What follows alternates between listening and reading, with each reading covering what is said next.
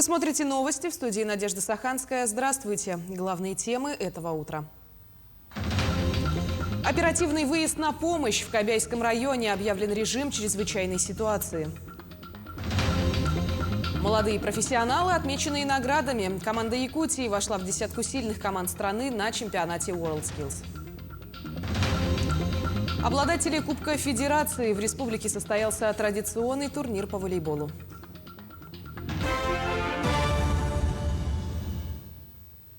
В Кобяйском районе объявлен режим чрезвычайной ситуации. 24 декабря в службу спасения республики поступило сообщение о том, что на пути из села Сибянкёля в Сигянкёль застряла колонна из 12 грузовых автомашин. Принято решение привести в боевую готовность оперативную десантную группу спасателей. Сейчас решается вопрос применения авиации или вездеходов для эвакуации и оказания помощи.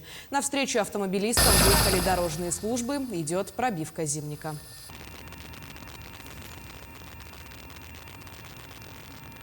В Якутске объявлен актированный день для учеников первых-8 классов. По данным Управления образования города, температура воздуха на 6 часов утра по местному времени составила минус 48 градусов.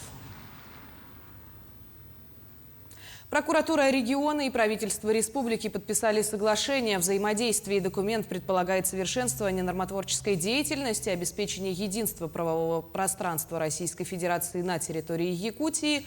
Стороны при этом выразили уверенность, что документ закрепит сложившийся эффективный механизм совместной работы и послужит основой дальнейшего тесного сотрудничества.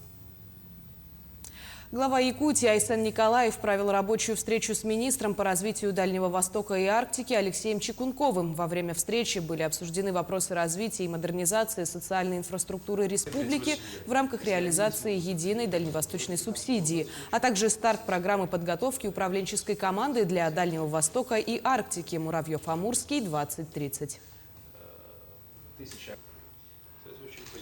В Ленске с Нового года возобновятся межпоселковые пассажирские перевозки. Они были приостановлены в связи с распространением коронавирусной инфекции несколько месяцев назад. Но по решению, принятому на оперативном штабе, межпоселковые автобусы снова выйдут на линию, так как спрос жителей Наслега на данную услугу постоянно растет. У многих просто нет другой возможности выбраться в районный центр. Сегодня дал команду границу подготовить с Нового года, начать межрайонными, межпоселковую перевозку. Потому что люди же просят, на самом деле, на такси. Это очень дорого. На самом деле, очень дорого. И поэтому с Нового года граница заработает перевозки пассажирской по поселениям, также по графику заработает.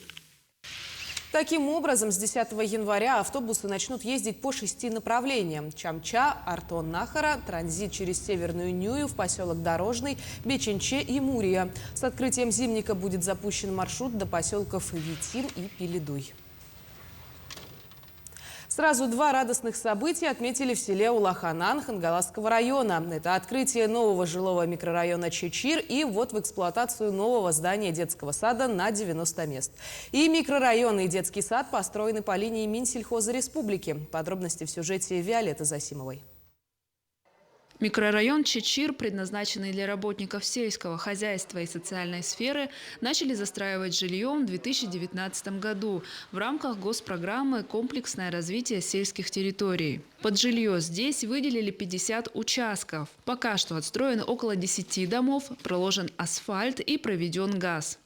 Одно из первых новоселий на территории микрорайона справила многодетная семья Габышевых. Они переехали в свой двухэтажный дом осенью 2019 года. 70% затрат на строительство жилья возместило государство, 30% оплатили они сами. Раньше мы снимали дом, но она была с печным отоплением. Там постоянно надо печку топить, дровами топилось. А сейчас вот хорошо газ. И как бы все, дом благоустроенный, потому что если все дома есть. Микрорайон Чечир потихоньку становится сердцем Наслега. Ведь на его территории возвели новое здание детского сада Кымчан. Ранее сельские малыши вынуждены были посещать старый деревянный детсад, который построили более 50 лет назад. Я сначала водила туда своих детей. Потом сейчас ходят мои внуки. И старое здание, конечно, оно было приспособленным зданием. Деревянный, Потом оно, значит, в аварийное состояние пришло. И мы так долго ждали постройку этого нового здания. И вот, наконец, дождались. Новый детский сад также построили в рамках программы «Комплексное развитие сельских территорий» по мероприятию «Современный облик сельских территорий». Двухэтажное здание площадью более 1400 квадратных метров состоит из следующих помещений. В нашем новом здании имеется 5 групп, отдельная прачечная, отдельный медицинский кабинет, пищеблок, кабинеты заведующей и для методического объединения. Актовый зал, прогулочная есть. Так, на территории детского сада у нас есть детская площадка. Последний месяц текущего года выдался для жителей села Улаханан более чем насыщенным. Помимо нового микрорайона и детского сада, на прошлой неделе здесь ввели в строй новое здание врачебной амбулатории. Виолетта Засимова, Федор Тарасов, Хангаласский улус. В республике наградили участников тушения лесных пожаров за самоотверженную образцовую работу при тушении и локализации лесных возгораний. Памятные знаки были присвоены огнеборцам-добровольцам. Напомним, в текущем году лесные пожары стали настоящим испытанием для всех якутян. К сотрудникам МЧС, республиканским и федеральным лесопожарным формированиям присоединялись добровольцы и местные жители. В мощную силу в борьбе с огненной стихией объединилось более 25 тысяч человек.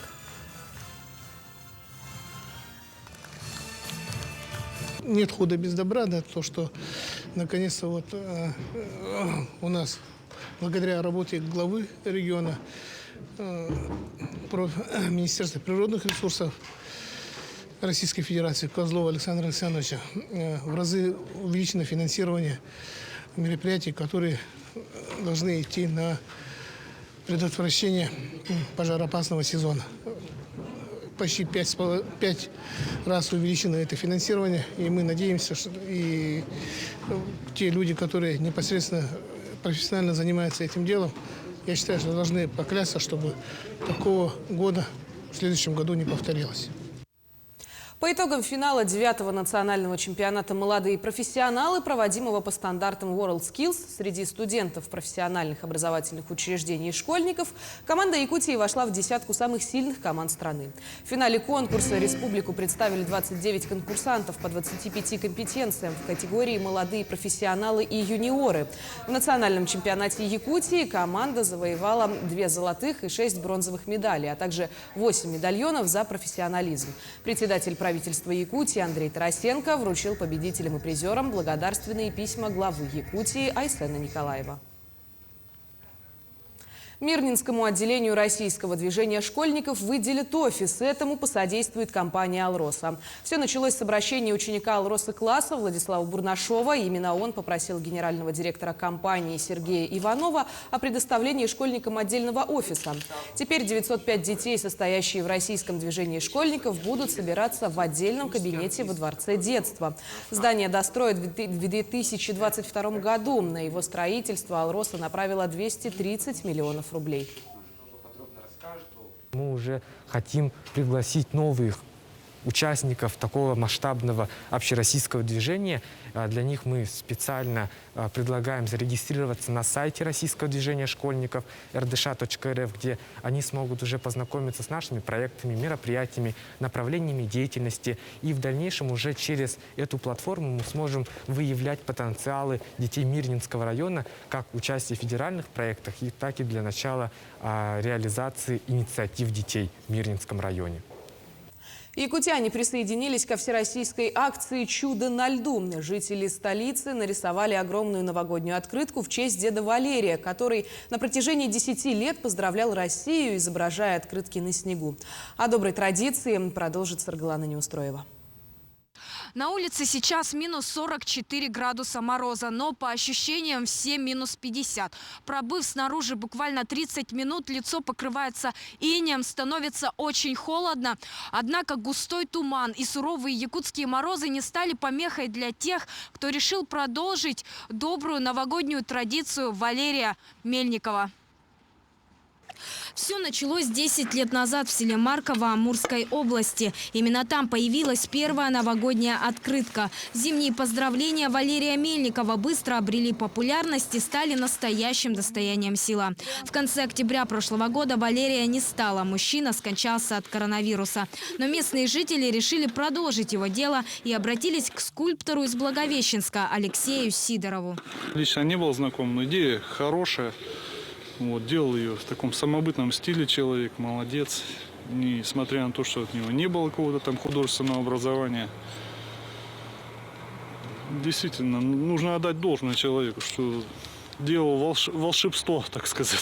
Это и правда настоящее волшебство. Благодаря энтузиазму деда Валерия поздравить друг друга с наступающим Новым годом вышли сотни человек по всей стране. В этом году при поддержке Минприроды России к акции присоединились жители Новосибирска, Омска, Оренбурга, Екатеринбурга, Москвы и Якутска. Нам помогли молодые ребята из Центра компетенции «Лето».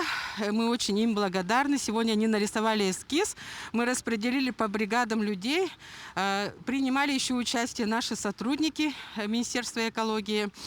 Эта акция проведена в целях привлечения внимания населения к охране водных объектов.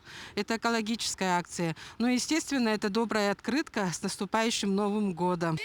На якутской снежной открытке энтузиасты изобразили быка холода, а ознакомиться с работой прибыл сам Чисхан. Издревле бык холода ассоциируется с морозами. Поэтому мы решили поздравительную открытку изобразить быка холода. Всех поздравляю с Новым годом наступающим! Всего на лед Талого озера города Якутска вышло около 60 активистов. По словам Николая Мартынова, одного из участников акции, работали энтузиасты быстро. Погода располагала. А потому создать открытку удалось всего за 3 часа. Я думаю, что этот рисунок сохранится совсем недолго, потому что он уже завтра сможет, наверное, скорее всего, покроется шугой, и не так будет отчетливо видно контуры и края. Поэтому нужно успевать. Сегодня надо обязательно подойти, и когда будете мимо проходить, обратите внимание с моста, как все это выглядит. Зимние акции, народные забавы не редкость для Якутии, но именно чудо на льду, как ничто другое, сближает и согревает сердца. Сарглана Неустроева, Джулустан Иннокентьев, Якутск. Сборная Намского района, победитель Кубка Федерации по волейболу. Турнир прошел в Якутске на площадке Дворца спорта 50 лет Победы. В финале намские волейболисты обыграли команду Алекминского района. На 3-ю ступень пьедестала взошли спортсмены из СВФУ. Студенты в борьбе за бронзовые медали в 3 партиях обыграли соперников из Амгинского района. В общей сложности в традиционном турнире приняли участие 10 команд. К этому часу это вся информация.